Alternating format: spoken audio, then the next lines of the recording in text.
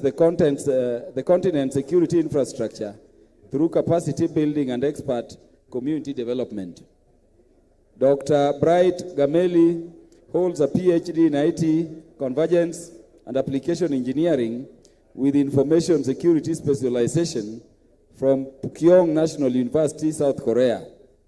Dr. Muador serves on the prestigious advisory board, including EC Council Global, Cyber Safe Foundation, and USA UICT board. With over a decade of cyber security intelligence, he specializes in cyber security strategy, resilience, penetration testing, and blockchain intelligence. A seasoned speaker at 417 Plus technology conferences, he has worked with organizations like Dimension Data, NTT, and Cellulant, implementing cutting-edge security systems to safeguard critical business environments. Much is said about him at page 16 of your program book, but I want to invite him so that you can hear from him. And I'm happy Honorable KJ has come in front. Dr. Bright Gameli. Yeah, you can proceed.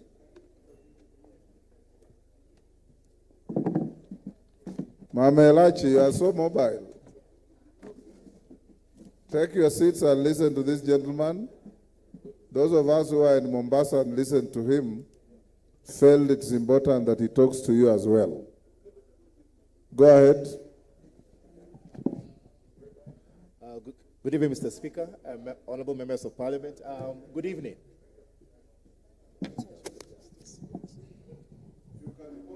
Yeah, I'll be typing a lot.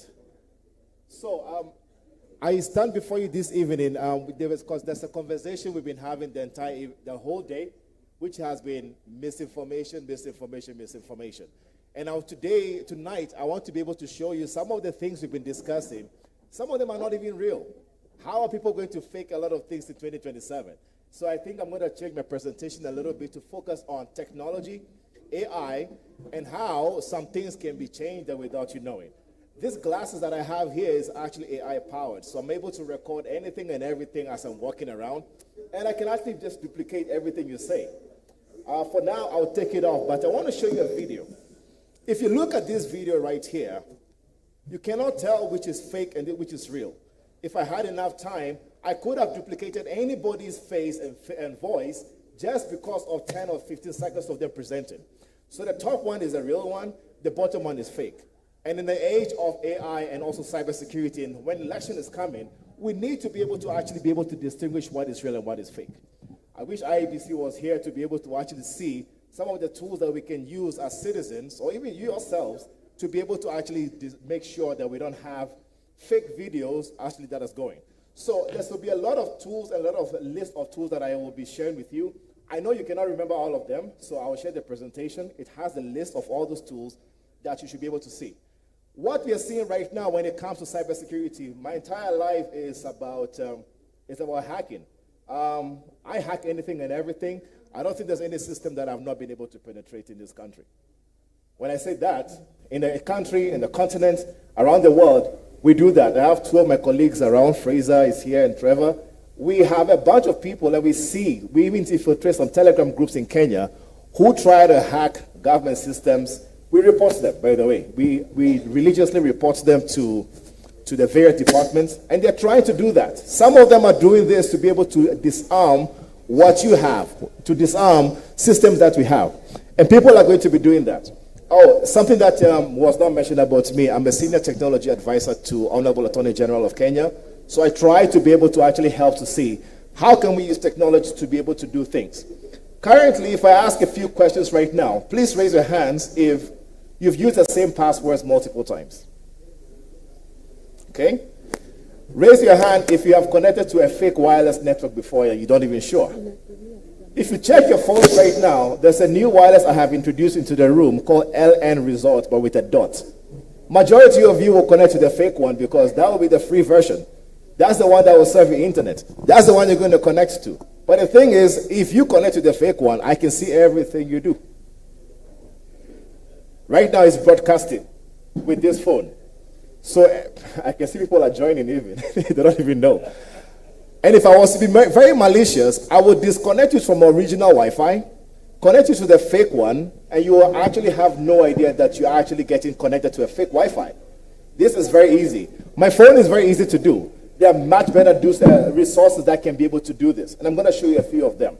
So, also the thing is, we click on links in the emails every time. How do we able to tell if a link has any fake details? How can we tell if it has malicious content? Because some of you who are here, who are members of National Assembly, you will be targeted.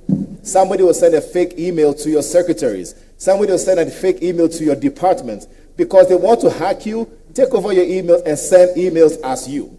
Oh, by the way, it's very easy for me to impersonate you to her, and it will come as you. Can we try that? Please, I like volunteers. So I'm going to take your Gmail. I'll force an email from you whilst you're seated here. I'll let you say anything, and it will go to anybody here. Can we try that? Yes. Okay, great. I love such things. So, some of the things we post online, and some softwares that we get to update all the time. So the landscape we are looking at right now is changing, meaning we need to be able to actually look at security we need to take security very seriously.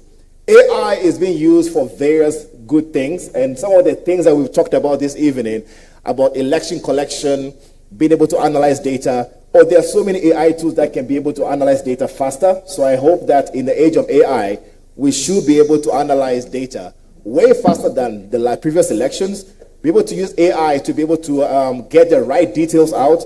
But also cyber criminals are using AI to be able to do a lot of fake things. Voice cloning, deep fakes. There are so many ways that they're able to manipulate data that we need to be very careful. So we'll see, how do we tell documents that are fake? Are they real? What websites can we go to? Like I said, I'll give you all the list of the websites because I know you can't remember them, and see how to be able to do that. There's a person who actually sent $35 million to the fake bank account because the CEO, he got an email saying, could we please check, we're doing an acquisition of a company. These are the bank accounts. He said, no, can you get on a Zoom call as the CEO or the COO? I want to verify if this is actually you. He was the only real person on that call. So even a Zoom call can have fake people, and you cannot really tell if it's them. Are we together? And he sent 35 million. It took 5 days for him to realize that actually happened. The movie G20 was actually showing exactly how AI has been used in political propaganda. So it's on Netflix. Take a look at that movie. It will give you a very good detail as people who are in parliament to be able to look at that. US Secretary of State Marco Rubio was actually impersonated some time back the similar way. What are the ways people are going to try to actually hack you or manipulate data about you? Names. Both names can be used to be able to actually fetch information. We leave so much data online that we don't even know. And today I'm going to show you some of the ways you can do research about yourself. Honorable Gladys Boss, you need to be able to find out, where has the picture been used? You don't know if somebody is trying to actually write something negative about you, but you have no idea your picture has been used on that page. Right? They're waiting for the right time during elections before they bring it out and say, hey, she said A, B, C, D, and it was never you. So I'm going to show you some of the tools to find out where have your picture been used. And if you have time, I would like you to do it yourself even right now. So we have IP addresses, we have your browser fingerprint. We are always accepting those cookies. What does the cookies do? Does anybody know? The cookies that you accept all the time, you don't have to, by the way, is basically trying to make sure they are using the moment of your browsing. So let me give a typical example. You go to Jumia. You are trying to shop for food or for, say, bananas every now and then for your restaurant. So the cookies that you've accepted is harnessing every detail of your browsing moment.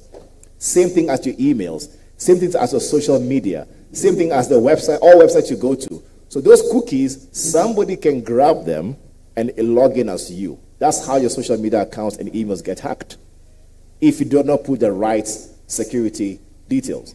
Everything we have, our emails. How many of you have the same email you use for your banking? It's the same email you use for everything. Your entire life is tied to your email. So today, before we leave, if we forget everything, I want to show you how to secure your email before we leave. Is that okay? At least that, if you forget everything I've said today. Because if you don't secure our emails, our entire lives are tied to that. Our entire lives is connected to that, and people can find out information about you. Location details. I only need to send a link to you for me to be able to find out exactly where you are within 10 meters, just because you click on a link. Phone numbers. It can be grabbed from anywhere. And I'm going to show you, there's a Telegram group that harnesses every single information about Kenyans. Just type Kenya.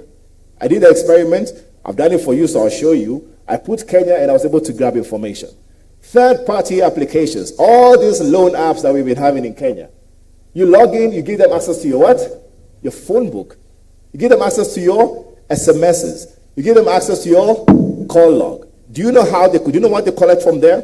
Can I show you?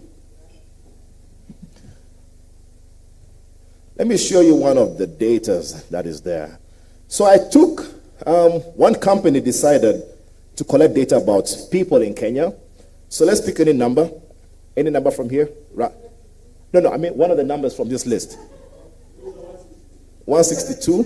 Thank you. 162 has one device, and if we look into the device, we can actually see the SMSs they have been collecting from the person's phone. They collect that information to be able to try to actually see how many times have you been calling somebody, what text do you send out, who do you text a lot. And this is just text messages. I've not even formatted it properly, but you can see details of what people have been sending. So when it comes to data protection, we need to take a lot of legal action against such companies. All right? And this is just one. So how many other companies are picking information from us with these various apps that we give them access to? Your telemetry, your basic date of birth, and your facial recognition, I'm going to show you how that works. So I'll go through a live demonstration to just show you exactly how a hacker thinks, how they work, how they manipulate your details, and how can you protect yourself. Is that okay? So I'll try to go as slow as possible, and the tool list, I'll give it to you as well. So the first thing any hacker wants to do is to be able to use Google. If I say site KE, and I say file type XLS, and I put, say, salary, this basically says, go to every .ke website. I want every Excel sheet that has the word salary in it. Are we together? This is basic. This is the basic of basics. So if I click on this, the Kisii County budget is somewhere deep-rooted on the website. However, this command allows me to be able to download that, and this typically has people's salary details. Hello? There are faster ways to do this. This is the basics of them. So you basically can go into websites deep-rooted and find out what data is hiding behind something. To them, they're hiding it. To you, you can use Google to get this information. But my most important thing is to find out exactly details about organizations. What is leaking? There is something we call a stealer log, a stealer malware. Stealer malware has been infecting you for so long you have no idea. Let me explain. Stealer malware has been going on that when you go to some website and you ask to put your username and password, it extracts that password and stores it somewhere. And they sell it to people in the dark web, in the deep web, these days in Telegram groups, where they steal your data. Can we check for some of them? I'd like us to volunteer companies in Kenya. Is that okay? So the first thing they want to do is to basically find out some of those details is they go to a tool like this. So for example, if I want to fetch every email for who? Let's give a company, a website, even let's say IEBC, right? It's .or.ke. Okay? If I go to iebc.or.ke, this tool in the next few seconds will tell me every single email that exists on the internet. So I can collect them. They all become targets for me. If I want to hack them ideally, I'm wearing the hat of a hacker right now. I will target every single person because the more, if I send all that data to them, at least one person is going to click on that link. Are we together? I'm talking about how hackers do it. So they fetch all this information to see whom can they target. However, there are tools you can use to be able to find out who's a CEO, what positions the people hold in that organization. Are we together? If I was to go to something like, say, there's a possibility No. There's a possibility that the same emails could have leakages. So do you remember the Stealer malware that I told you about? Hello? It could have been affecting them. So some people who have gone to iebc.com, for example, let me see, their passwords could be leaking. So a few people who have gone there, somebody's password is this, and their password is what? K7 at 7, right?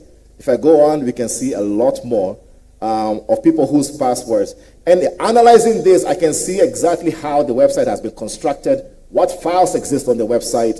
If I go a bit technical, you can now see the structure of the website.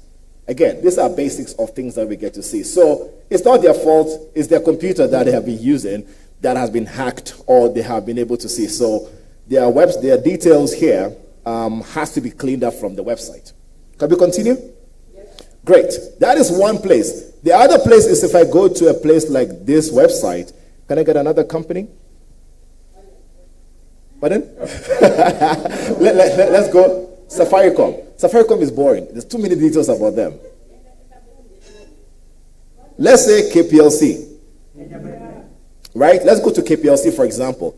Some people as KPLC or third parties who are logging as KPLC could have been can have the data leaking. So hackers use such website, but it doesn't cost too much to get this website. Where you're seeing employees, third parties, but customers, there are 28,000 accounts that are leaking. So if I randomly pick, if I want to try to log into somebody's account, all I need to do is select a few of them, and I press unlock.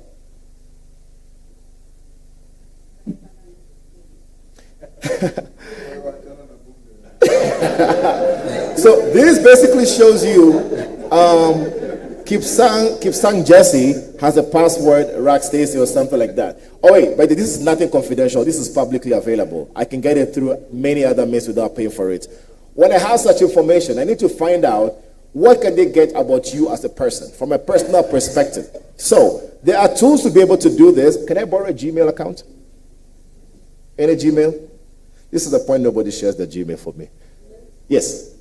Yes, please share. Pardon? K-O-S-G-E-Y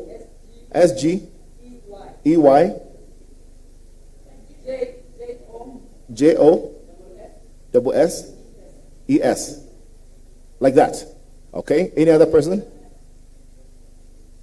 Any other Gmail? Sure. You've been locked out of yours. Maybe the password you can find it today.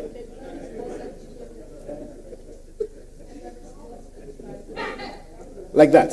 Okay.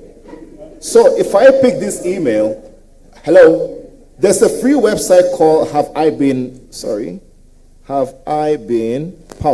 You can go to this website to see if there's a possibility that your third-party company that has been hacked has been breached. So Gladys Boss, your password that you've used somewhere, there are 8 companies that have used this, that have been breached, and they have the password leaking out there. You want to see it? Okay, we can see. Maybe that one of the passwords could be yours. I will not have to show all of them, but I can download for you the details and share with you after this. So if I go to this website, it's a tool that we have paid for.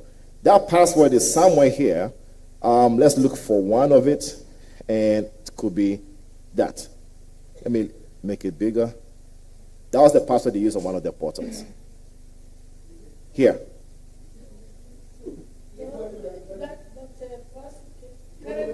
No, not currently. Back in the day, one of them. Yes, that's my son's. Okay, yeah. So there are many others, but don't worry, I'll download all of them for you so that you can actually go through. Maybe one of them you are still using it. Yes. My young son took my iPad. I don't know what he did with it, but when I wanted to use it, I had to log out of my email. Yes. So I can't access my email. And when I put my normal password that I know, it's not working. Okay.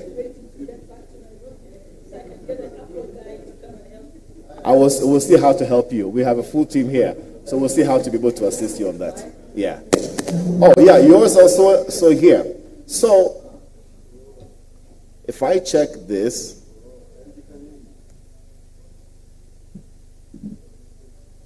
yep, it's part of a few databases. In 2023, when that company was hacked, The password was that. Yeah. And there are many others. But you know, I want to find out details of exactly who are you before I even try to impersonate you. I can try to find out details about you. By the way, there are many tools to be able to do this. When I want to map out whatever I can get from just your Gmail, there's a way to be able to map it, and I'll show you how it is. This, I will not show your Airbnb staycations. I will not show that, don't worry. Otherwise, this tool can tell you where you have been, where you have commented on, places you've been, and then also what are the activities that I can fetch from your email, right? The details of your email is what I need to be able to use to see how can I impersonate you. So hackers do these things and automatically fetch that information, how to put it together, and then be able to actually get to know what they can use against you. So we will run this. It's taking some time.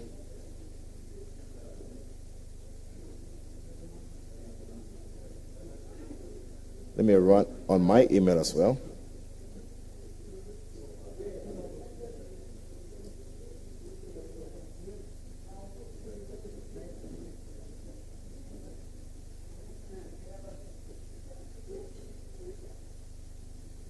Okay, as that is getting to work, let's see, there is one place you can actually get to see where has my picture been used.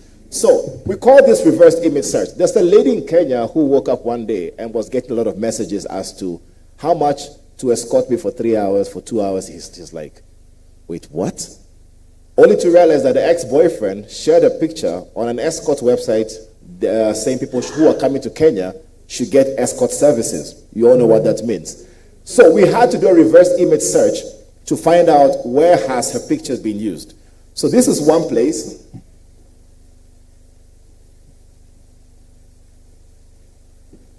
If you upload a picture, or if I upload any of your pictures, I can do that reverse image search to find out exactly where your picture has been used and who exactly you are. Be able to actually harness enough information to be able to see if I can compromise you. So I'll use this. So it's a very important website you take. It's called pimeyes.com. I'll leave it in the list so you can actually try it out. Pardon? Public Wi-Fi. Oh, I'm about to get to public Wi-Fi and how I can count the number of people in this room with one command because of your watches and your phones. I'll show you. I don't know why this is not showing, but this. So you see, this does a reverse image search to be able to show you everything in this room, right? So it's good to be able to do this exercise. You want to know who's talking about you, who is impersonating you, and you can submit it for deletion. Hello? A lot of you have a lot of history on the internet. Nobody should be able to, it's fake. They impersonate you, they talk about you, and it's not real. You can actually submit that to Google for deletion. Are we together? And some of the personal information about your phone numbers, you can use a few websites, and I'll list them for you. There's one called Join Delete Me. I'll put them on a list so you don't have to remember them. There's another one called Optory. And the last one is called Incogni. You can submit your name and details that you find. They'll do an analysis and you pay a few dollars and they'll be able to submit that to the Google and the Facebooks and everything to remove those information about you. Hello? Because as the kind of work that you do in the space you live in, there's too much negative information and there's a lot of misinformation. And coming elections, there's going to be a spread of all of this. When we're trying to see all of this information, I really wonder why this is not showing.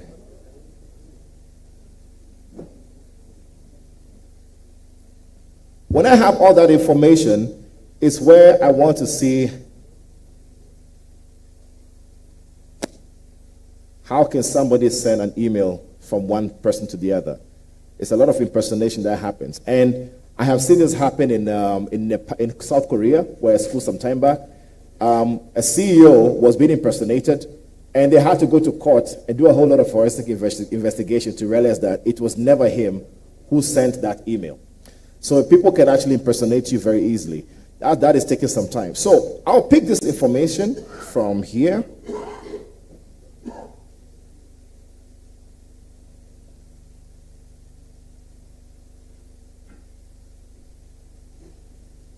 Where am I?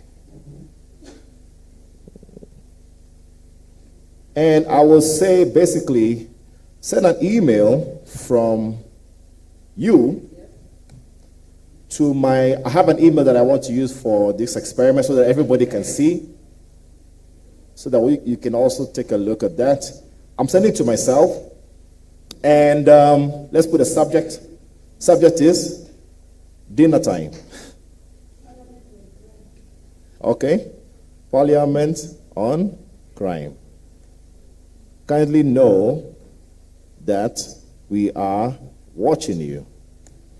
Another way could be that I send an email from you, but every time I reply, Honorable Gladys Boss will be the one to get it. Okay? Think about that in a case scenario of, say, finance.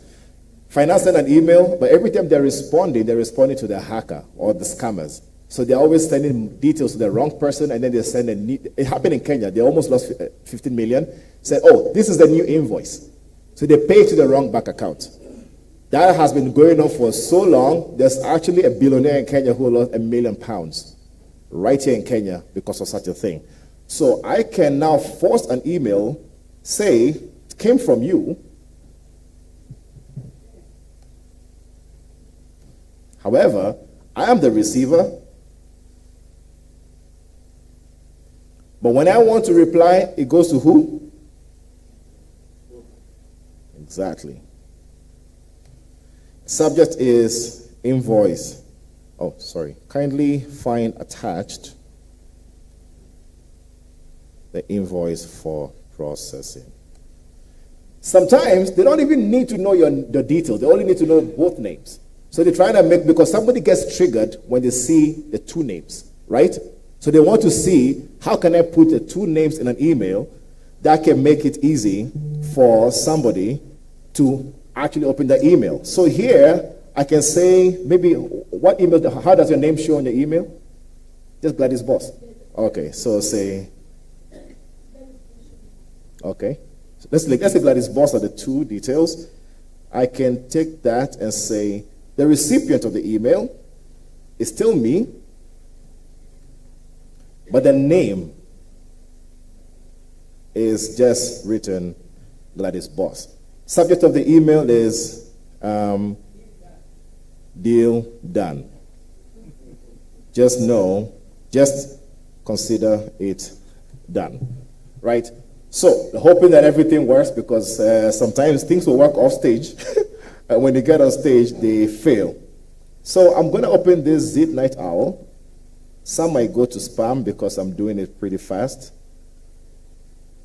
And as you can see, oh, that came in. Parliament on crime. But it was not you. You're checking your outbox. It's not there. No. Unless I reply to this.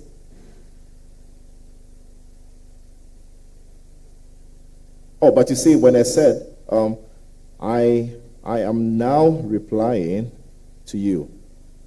You can confirm in the next 10 seconds if that has come to you. Now is the only time you will see it in your outbox, on your inbox. Are we together? And by then, damage has been done. So we have to be very careful as to where is the email coming from when we open them. The other one is, oh, there it is. I even typed the name invoice wrongly. But you see, it has come through. Yeah. And it can be done to anybody. You can see the second one here. Let me increase the font.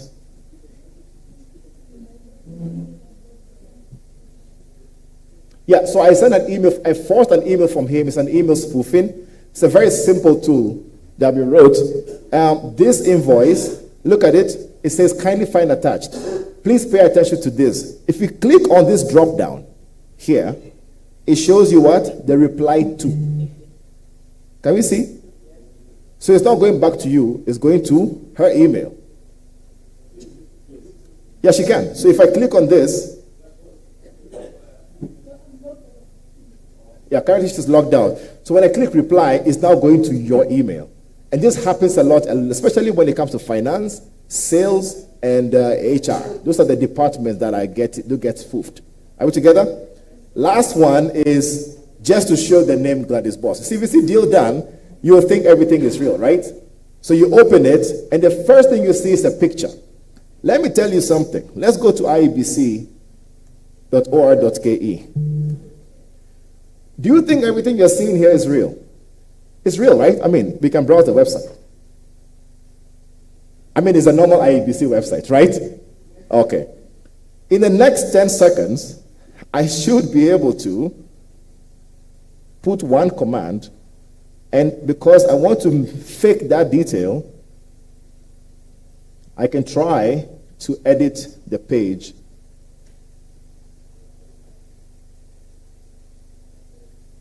Oh, sorry. It's here. When I put that, I can literally change anything you see. Can you see up there? And I can change this from whatever is written here, access offices, to my name. So anything can be faked just because. And you see, the website is still moving. If I take a screen recording of this and I said, look what Honorable Gladys Boss has done, you're quick to click on it.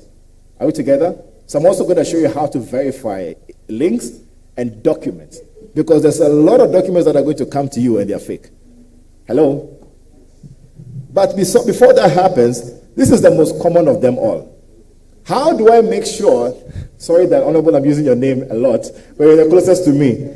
How do I fake a conversation between the two of us? This has happened again, I think sometime in Parliament, where somebody was saying, you said this, you said that. But there's WhatsApp messages showing, but it's not real. Hello? So this website actually helps you to fake conversations. So if I go there and I say,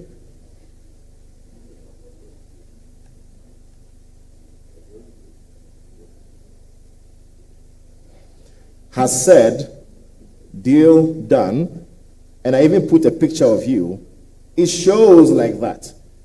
But I can go to person 2 saying, I will be there on time.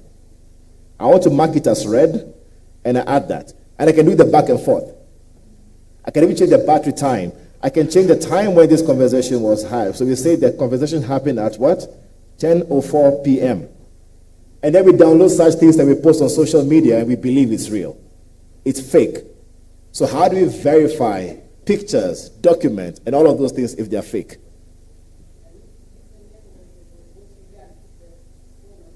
Yeah, I can do that.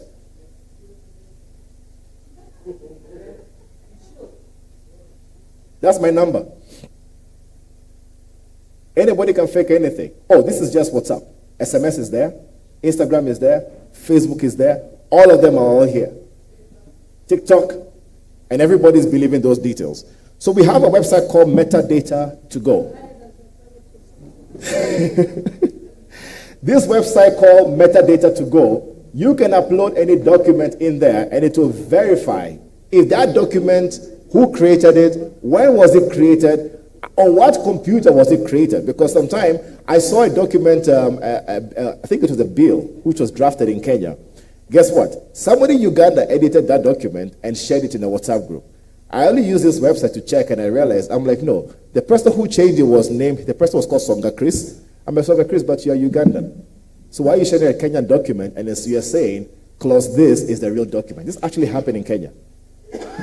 So people can, it's a good to take this website. You can put in documents, pictures, anything. If you receive a link or any document as an attachment, and you don't know if it has any malicious content, you go to a website called Virus Total. I've added that to the list as well. So I'll give you all the list of the websites that you don't have to remember. You can put the link here, and it will automatically detect and scan the document or the link to verify if it has any what? Malicious content. Hello? Yeah, for AI, there's a lot. There's a long list for you. So you can get to check, because a lot of people will be sending you fake details, and that's how they'll be able to do that. If I was to do this in a faster way, this is a very simple tool that just put in my phone number, it scans the entire internet, finds every metadata. Who am I? What websites do I have? What do I have as a linkage to me? My kids' pictures being shown. It actually segregates pictures for me. So things that are kids who are older basically can map out your entire life on one dashboard. I don't know if our intelligence agencies in Kenya have it, because this is a very easy way to profile somebody from social media. Hello? It costs about $10,000, but it's really effective. When we have such things, these are some of the ways you can get compromised. But if you think hacking only goes to software, this is where you also need to know hardware. I can control the AC in this room with this. I can control power projectors and everything, digital signs, with a simple tool. If you pick out your iPhones, because I know majority of you have an iPhone. Look at your iPhones. Pardon? Oh, look at it. Just keep looking. You'll see currently there's a pop-up of you to connect to a Bluetooth device. Apple TV, right? Do you know why I did that? I'm triggering your Bluetooth device to come on, because now that I'm there, I can scan for all the Bluetooth devices in the room. So I'm forcing your Bluetooth to come on. Hello? That's not the worst part of it. When I see these Bluetooth devices come on, so now there are about 250 devices within range for me. And I'm using a very weak adapter. I can go about almost a kilometer. Hello? But this is what happens. When people want to listen to you, recently a vulnerability has been discovered, and pardon? A vulnerability has been discovered with these things that we have. We all have one, the AirPods and the earbuds and everything. If I want to listen to the conversation, I want you to actually have a conversation there when I give you this, and I want to record you, right? I didn't show this in Mombasa. This was new at the time. So I run this tool.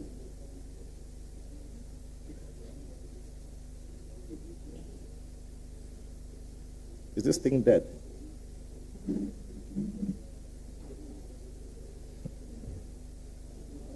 And if you watch this, we can actually have a conversation. Yes, this is a secret conversation we're having.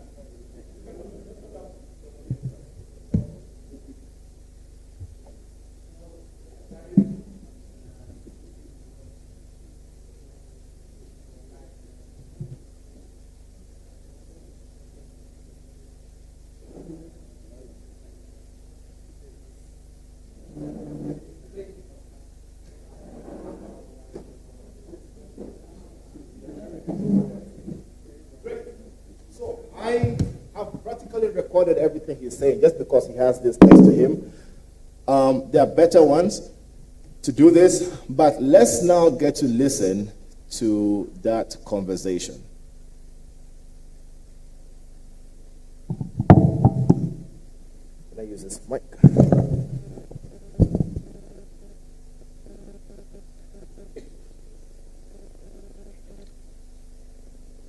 Where's the mic?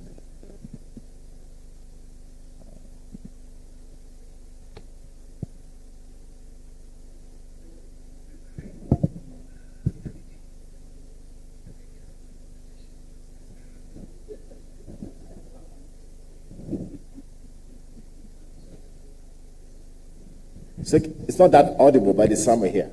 You can hear it. That's how easy it is for somebody to be able to actually pick information. Same thing, last but not the least, is the kind of cables. Please, when you travel and you go to hotels and airports, especially airports or coffee shops, do not accept cables that are being given to you to charge your phone. Because if I pick this, which one do you think is the real one, the fake one? There's one that is fake, there's one that is real. Black one is fake. White one is fake. So you see, some of you are saying one is fake, one is real. However, it's actually the black one. And if I was to plug this black one to charge my phone, and I come to you like, oh, Honorable Pastor, can I just please charge my phone? My phone is dead. And I plug it in, it's charging. Can you see? But check your phones right now. There's a new hotspot that I've introduced to the room called OMG.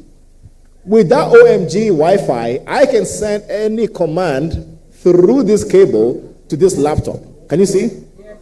Yeah, that OMG is mine. I am the only person who knows the username and password to that. I can send any command to your laptop. For example, steal every file from your laptop silently, transmit it somewhere, and close. You will have no idea. Same thing as the charger ports. You know the charger ports you get to the airport, you leave your phone in to charge? They are doing what you call juice jacking. They're jacking everything from your phone. So please avoid getting chargers from people. Avoid getting flash drives from people. Avoid getting what? Cables. Are we together? So I want us to go to some remediation processes. Hello? I want us to go into some of the details of how you can secure yourself. The easiest thing, the first thing you have to do for your email. Can we have one meeting? Hello? So, your email, a strong password, if you go to how strong is my password, we have been putting passwords wrongly. So, these websites can tell you how strong a password. So, if I put a password, say, let's say lady boss, how long will it take the slowest computer to crack it? It will crack what? In 5 seconds. Are we together? So let's say we want to make it a little bit more interesting, 2026. And we put that password. It will take what? 3 years. But look at the difference when I put lady space boss space 2026. The space makes a whole lot of difference. 3 years goes to 1 million years. So put spaces, even before the numbers, make your emails a sentence. Are we together? But there's one fact. We are human beings. We cannot remember everything we keep, right? This is why you need to keep what you call password managers. Right? So that you can have one master vault, which you have to keep your password in, that even if you ever get to lose your password or device or anywhere, you can go anywhere else and you need just one master password to recover all of them. Because we all use the same password over and over and over again. Are we together? The best password manager is right here. It's called what? Bitwarden. So I'll leave that link also in the list. Bitwarden is the best password manager. Good question. So there are third-party companies that actually put encryption tools and everything to do that. So we've been testing a lot of them. We test them to see. The one for Google, you're being sold out. Google will give out your password very easily, so I can't trust them. There's another company called LastPass. They keep getting hacked every day. Even last week, they were hacked again. So I even put in the list of commands, do not trust this one. Okay? I've put it down. Do not trust this one. You rather use the one called Bitwarden, because Bitwarden can help you to be able to keep your password safe. But a strong password needs to be able to have 1, 2-step verification. Great. The 2-step verification helps you to be able to make sure that even if somebody has your password, they cannot get into your account unless they have physical access to your what? Your phone. But that is not enough, because Fraser and this fella here, they have ways to bypass that. Okay? Very skillful guys have ways to bypass that. So you need to have what you call backup code. Google has it. Instagram has it. Facebook most of them have it. The backup codes look like this. In your email settings, you'll find them that looks like this. That is something I cut it and I put it under my pillow. Because the day you steal everything from me, you steal my phone, I can get back into my email with the backup code. So that's something you have to keep in a vault. Hello? Because somebody steals your phone right now. How do you get back into your email? You have to find a way. The backup codes will be the easiest way that you don't have to use credit card and details. So are we good? So 2-step verification, sentence, and we have what? Backup code. Another thing you need, so we now know how to secure our emails. Please segregate your emails for different things. I really wish that was going to work, but it did not work to show me.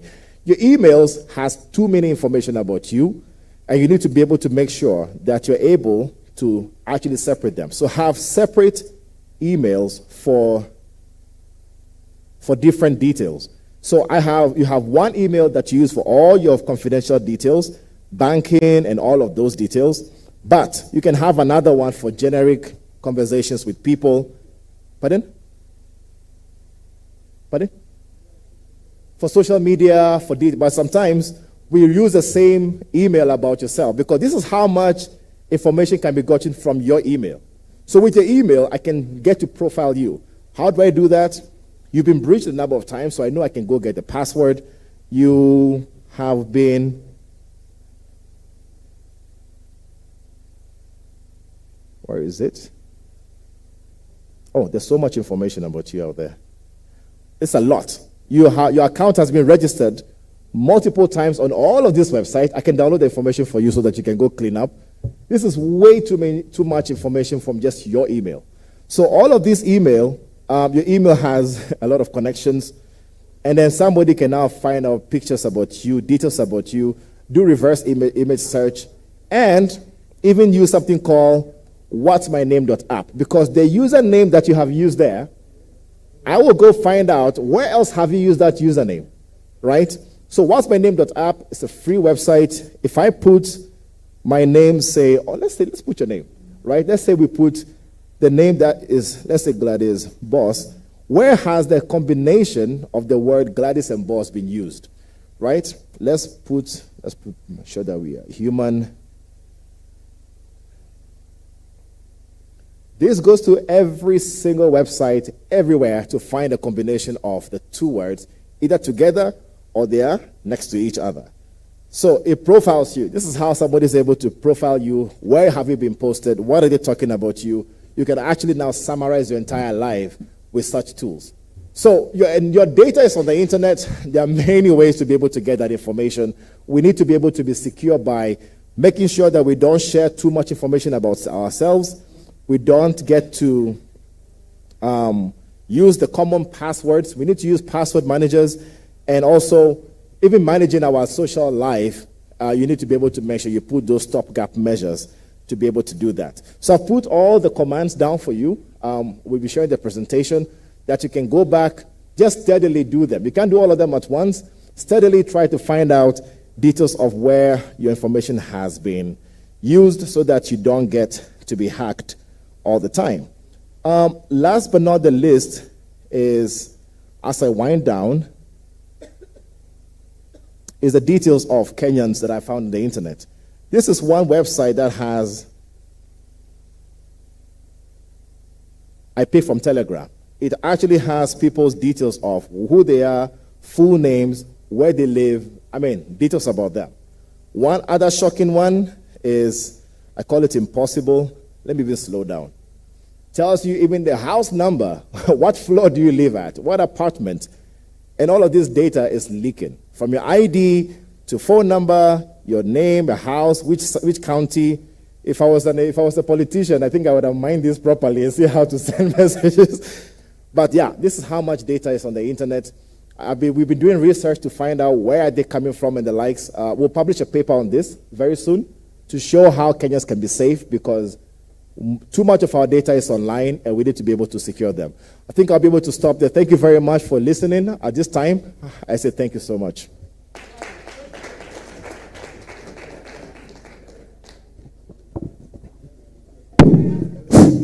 Yes, sure. Thank you, Bright.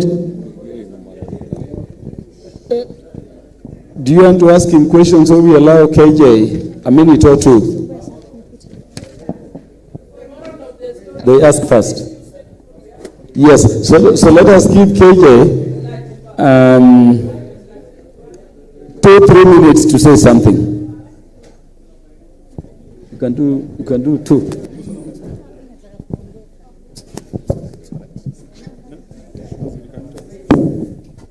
Honorable members, I think it is in order for you to appreciate Dr. Bright Gameli with a round of applause. Now, the first thing you need to understand about Dr. Bright is that Dr. Bright is what is called an ethical hacker. And the operative word here is ethical, meaning that outside there are people who are hackers, but they're not ethical hackers. And what you need to think about in this space is that when you think about the online space, you're thinking about the websites where you visit. And where you're visiting is the internet, the normal internet. However, as big as the internet is, there is yet another world that is called the dark web. And this dark web is as deep and as vast as what you're seeing on the internet. Meaning that there are people like Daktari here who are sitting in the dark web doing this and not doing it ethically. Now, I've got members of the Committee on Communication, Information and Innovation, and they'll tell you that when this committee came to office in this session, in this parliamentary session, our first order of business was to investigate an issue about data collection by an international company that was called WorldCoin. So as we were busy approaching the elections in the last, in our last election, somebody landed in Kenya with some orb-shaped devices and came and said to Kenyans, give us your data and we shall pay you something. And they say to them, we shall pay you in cryptocurrency. So Kenyans were lining up at KICC and they were handing over their data. Not only were they giving out their names, their fingerprints, they were also giving out very specific biometric data.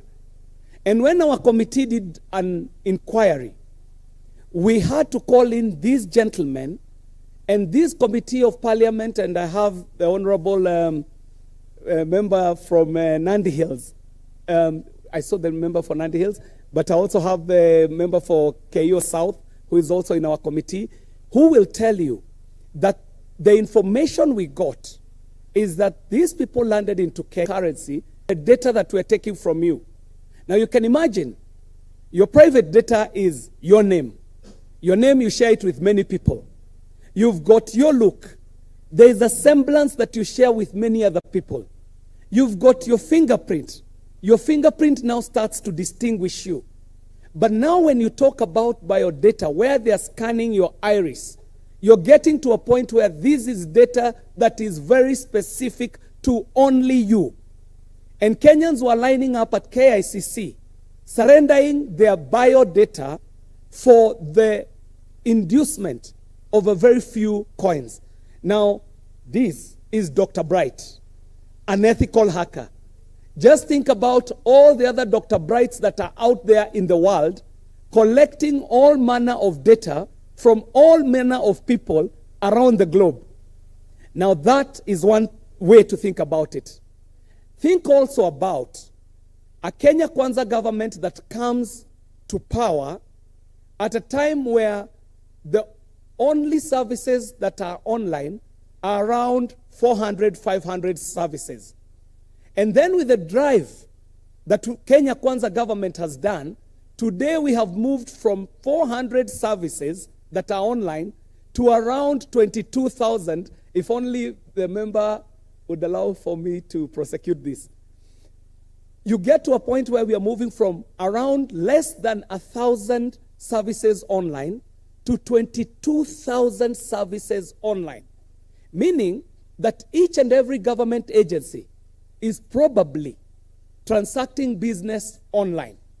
Now, how much data of Kenyans is up there? And how much protection is there?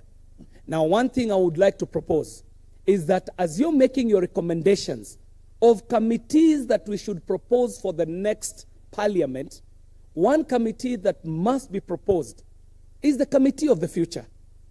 Because as you can see today as parliament, we are sitting as the Committee on Communication, Information and Innovation, a committee that was hived from the Committee of Energy. The business that we are transacting as a Committee on Information and Innovation has to do with what you would call the second industrial revolution, if you were to call it so. The advancements that have happened from the days of email and phones to where we are today talking about those things that are happening in the fourth industrial revolution, the era of cryptocurrency, the era of blockchain technology, the era of the Internet of Things. We as a parliament will have to keep up with what is happening in the world by committing one committee that shall be the committee of the future that looks into those things that are not happening today into 10 years. A committee that is tasked to look at those issues that are happening today and at most into 2 years. Because the advancements in technology today are such that what is cool today in 6 months has been overridden by what is coming up. Now, this gentleman, I defined him as an ethical hacker. Think of all the people who probably are graduating out of computer school and cannot get a job. Nobody has control about what they will go and do. So what if these people just decide to dive into the dark web? You have a name, you have a look, you have your own personal data and properties, you've got online presence, and then you've got young children graduating out of school who do not have an opportunity to serve the community as ethical hackers, who might fall on the other side of the community today. So we have to think about how Parliament would be considering those things that are relevant to today. Best example, finance bill. Ladies and gentlemen, you all know that the conversation that was happening online on the finance bill had very little to do with the finance bill that you're prosecuting in the House. There were young people who were making different finance bills. Others were trending clauses that were not in our finance bill. Then the worst happened, where on the day when we were in Parliament passing the finance bill, beyond the Kenyans who are interacting with you online, they introduce, what would I call them? They introduce where it is not a person coming at you online, they have introduced robots. So bots. Bots are introduced, and they're given your number as a member of parliament. And the bot now is sending messages to members of parliament in the thousands in a minute. You do not have a place to explain to people, even to start and explain that this finance bill has 197 clauses. You're telling me, reject, do not amend. You're asking these people, what do you want me to amend or change in the finance bill? It has 197 clauses. But they're saying to you, reject, do not amend. Before you know it, when you get into the House, prosecute the matter on the finance bill.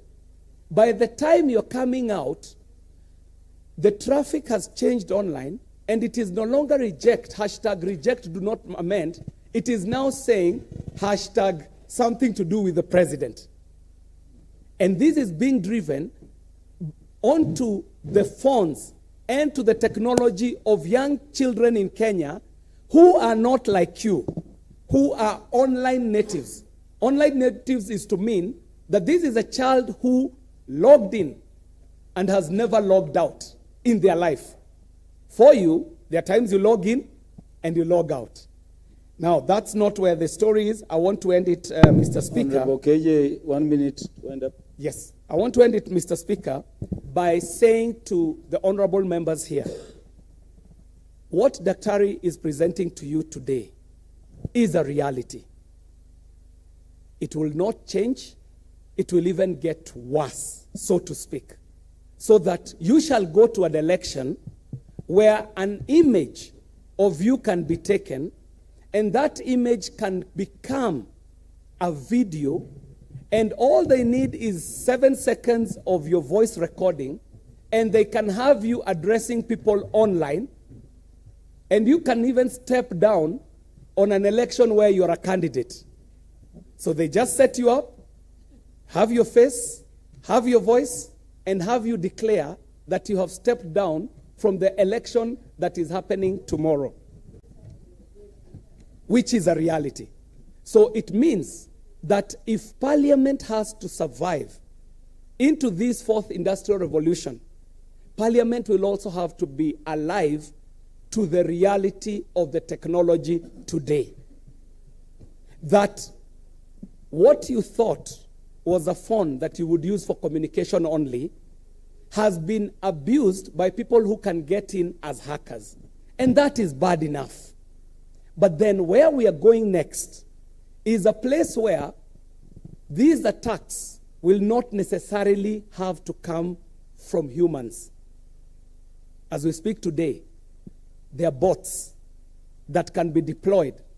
And these bots would be operating autonomously, not under the control of an individual, and they would reach to you through whatever communication device as has been presented here today.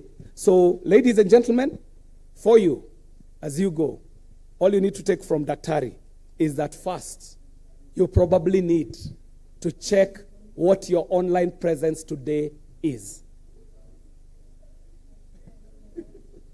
When you get to know what your online presence is, then get to be conscious about when you get online. Remember, you do not own Facebook. You do not own Twitter. That is the program that is on your phone. You do not own the connection between Twitter and the satellite. It is not owned to you.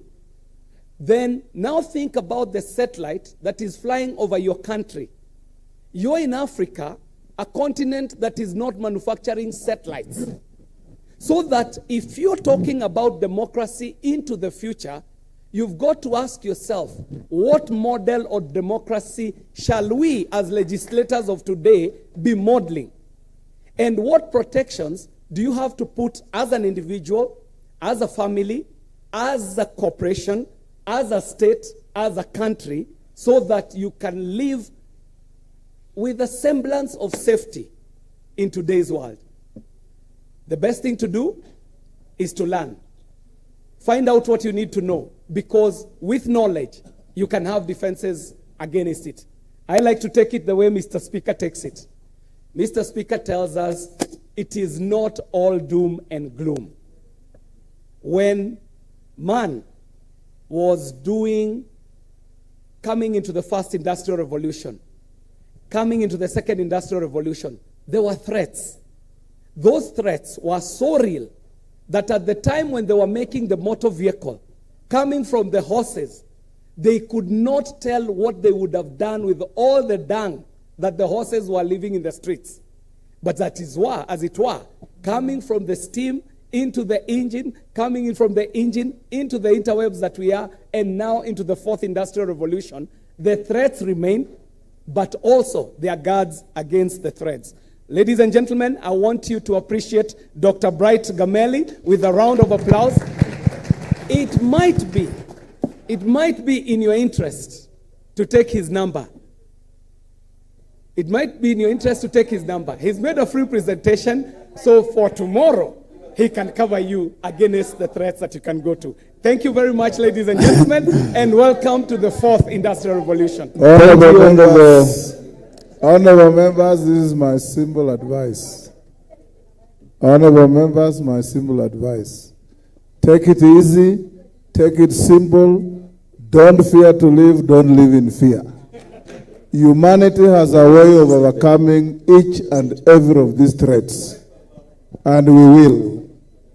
These things come and pass. Humanity is too strong on its own to be destroyed by a robot or a hacker. So don't live in fear, don't fear to live. Take it simple. James Orengo told me he has never touched a smartphone. He only uses Mulika Mwizi and he's so happy. Next. Yeah, Dr. Gameli will give you his number. My number is 4. The number, where is the number? And with that, I think because of time, we can explore more issues with Even him. if he doesn't give us, we'll hack it. privately. Yeah, so can Speaker, if you permit, only 1 or 2 questions, because we have 2 short topics of 10 minutes to do. Only 2 questions. Yeah, because others you can direct at him using your number. Esther Passaris. And Esther Passaris, I'll always go for the ladies. Beatrice Elachi. As Passaris takes the mic, this gentleman has agreed, Njoroge, give him a tent out there tomorrow to operate a clinic. Those who have got hacking fears can go and see him. He will be there for 2 hours. Okay, first of all, I want to say thank you very much through the speaker. And of course, wow, KJ, yeah, we need to hang out with you more. What I want to find out, WhatsApp. People say WhatsApp is encrypted, Signal can be bugged, you know. So those are the things to use as politicians when you don't want other people to hear your conversations. How true is WhatsApp safe in terms of encryption? And then also there's this myth that iPhone can be hacked. So stick with the iPhone. And then in Kenya we have Airtel.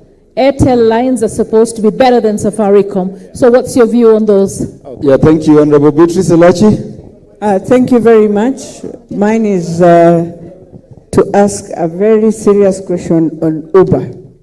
You know, when you presented there, I realized if you are a parent and your children uses Uber, and so the Uber guy knows very well the telephone number that they use, Yes.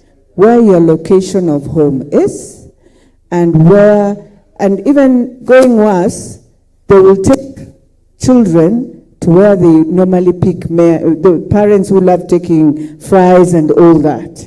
So, as you showed that, does it mean now in Kenya, we have a risk with Uber having very critical information for Kenyans, and this Uber who is abroad, because this is just a driver, has information showing Beatrice Elachi's friend is so-and-so.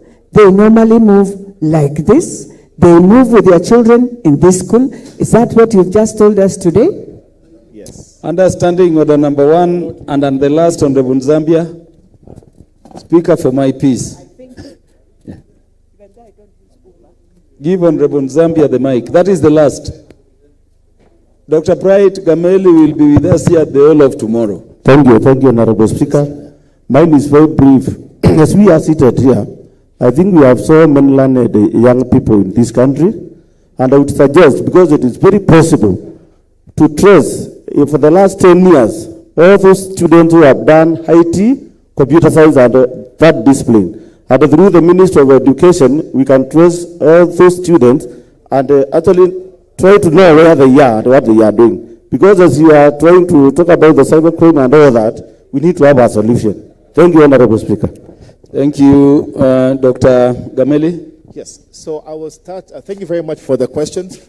I will start with the first questions of data being encrypted end-to-end. There was a hot debate today online with Elon Musk, with Durov from Telegram and Signal and everything. If anybody has access to your phone physically, nothing is encrypted.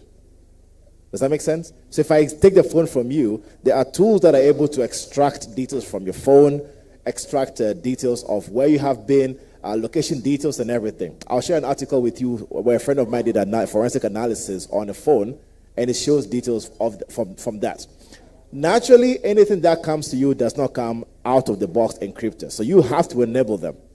So Telegram, WhatsApp, you typically have to enable the encryption in the security settings. If you don't enable it, nothing you're communicating is encrypted. There are people who have hardwares that are able to intercept that traffic if they're within a proximity of you. Are we together?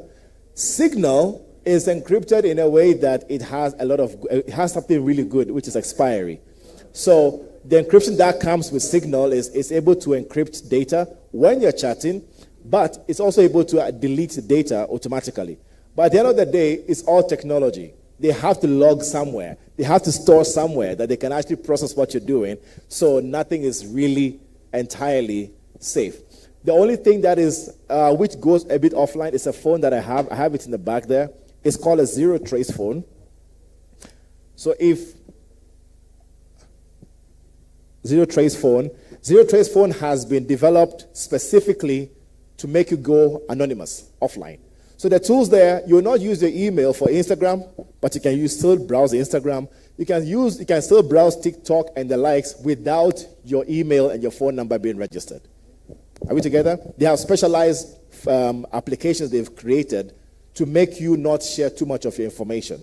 So this is what we call zero trace phone. If it was for Parliament, we would have created a server specifically for Parliament and use one app, which means any communication is only within Parliament. No third party is having access to what Parliament is discussing, and that is actually verified to be encrypted. It was actually developed by NSA and CIA agents. Otherwise, they can see all you're doing. Airtel, Safaricom, they're all the same. So there's nothing much we can say that one is secure than the other. Data of the portals they have. So I don't usually blame the telecommunication. I blame the third-party companies that fetch your data to keep. I'll tell you, for example, most of the loan companies don't keep your data safe. I've just shown you one, right? They steal your data and they keep it somewhere, and anybody can query your data. And all of that information is what they'll be using against us. So I don't usually look at telecommunications as the details of where I should look at when data security is being talked about. iPhone, Android, every system has a vulnerability. Macintosh is secure, Linux is secure, Windows is secure, but somebody somewhere will find a way to be able to get in. If you're a target, they'll figure out a way to do it. I used to create malwares for fun. That's the hobby I used to have. And I'll look for a way to create malwares for Windows, for Linux, for Macintosh, for iPhone, for Android. Because the tools are there, anybody can be able to do it. To the last question there about kids, there are so many young people who are bored. There's one I just showed our colleague here. There's a Telegram group. I can show you. I just Googled government in that Telegram group. You can see. Look, what did they say? Just read out what is written there. Anyone with sync? No, the part where it's highlighted government. Which one? They're saying, take down a government website, leave the education institutions alone. It's here. It's a group in Kenya. Not a foreign group. These are Kenyans. But I did a bit of offensive. I had to wear the black hat because I was really mad that they're trying to hurt Kenyan companies, business, and government. And I hacked the guy back fully. And I called him and I told him, I know everything about you. I know where you live. This is the gate. This is how your gate looks like. This is what details about you. I know what school you live at. I have your face. To take down everything. So he took it on an entire Telegram group. I had to, and my team was very supportive. After 1 week, he put up another one with the same name, just changed a few details, thinking we don't know. But you're not invincible. We will find you. So the thing is, people are trying to do that, and they're all bored. They need jobs to be able to do certain things. Only Safaricom actually have what you call a bug bounty program. So they legally send Safaricom hacks they have, and Safaricom pays them. If we're to do that for government right now, a national bug bounty program. No, actually, they're not that expensive. So you can say every bag you submit is 5,000. To them, they're happy. 10,000 bob. They always send me those details and say, oh, Bright, do you know somebody in government? I want to report an issue with XYZ system. Will they pay me? But you know what you usually get? They say, we don't have money. Thank you very much. Thank you, Dr. Bright Gameli. A clap for Daktari. We will have Daktari the whole of tomorrow. I've been hacked on WhatsApp myself. I'll tell you more about it. Could we have Mr. Mbuno come up front? Mr. Sheriff Samwendwa. Speaker, Mr. Sheriff Samwendwa was my classmate at the university. Yeah. The part we are going to, honorable members, are topic 3 and 4, and these are very critical. They are matters around our legal issues, more particularly the matter NGCDF. And honorable Speaker, if you would permit, I've agreed with your chairman, CDF can go up front. You can go up front. If there is space, you may say something. Honorable members, hata vijana wa TV, sasa funga virago. Time is up for you. Honorable Muno is our CEO for the National Government Constituency Development Fund Board. Speaker have agreed with Mr. Mbuno that is not taking more than 5 minutes. Mr. Mbuno, you can proceed.